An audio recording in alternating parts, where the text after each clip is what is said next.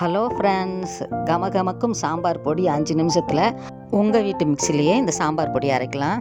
அதுக்கு தேவையான பொருட்கள்: 10 காஞ்ச மிளகாய், 1 ஸ்பூன் கடுகு, அரை ஸ்பூன் பெருங்காயத்தூள், 1 டேபிள் ஸ்பூன் உளுந்து, 1 ஸ்பூன் மஞ்சத்தூள், 1 ஸ்பூன் மிளகு, 1 டேபிள் ஸ்பூன் கடலைப்பருப்பு, 1 டேபிள் ஸ்பூன் தனியா, 1 ஸ்பூன் வெந்தயம், கொஞ்சம் கருவேப்பிலை.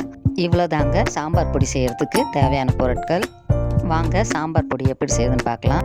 இப்போது ஸ்டவ் ஆன் பண்ணிக்கலாம். கடாய் வச்சுக்கலாம். கடாயில் 1 டேபிள் ஸ்பூன் நல்லெண்ணெய் ஊற்றிக்கலாம். நல்லெண்ணெய் காஞ்ச பிறகு கடலைப்பருப்பு, உளுத்தம்பருப்பு, தனியா, மிளகு, காஞ்ச மிளகாய், கருவேப்பிலை, கடுகு, வெந்தயம் சேர்த்து எல்லா மசாலா பொருட்களையும் ப்ரௌன் ஆகிற வரையும் வறுத்துட்டு கடைசியாக பெருங்காயத்தூள், மஞ்சத்தூள் சேர்த்து தட்டில் ஆற வச்சு மிக்ஸி ஜாரில் போட்டு பொடியை அரைச்சிக்கலாம். இப்போது கமகமக்கும் சாம்பார் பொடி ரெடி ஆகிடுச்சு. நீங்கள் சாம்பார் செய்யும் போதெல்லாம் இந்த பொடியை அரைச்சி செஞ்சு பாருங்கள். சாம்பார் மணமாகவும் சுவையாகவும் இருக்கும்.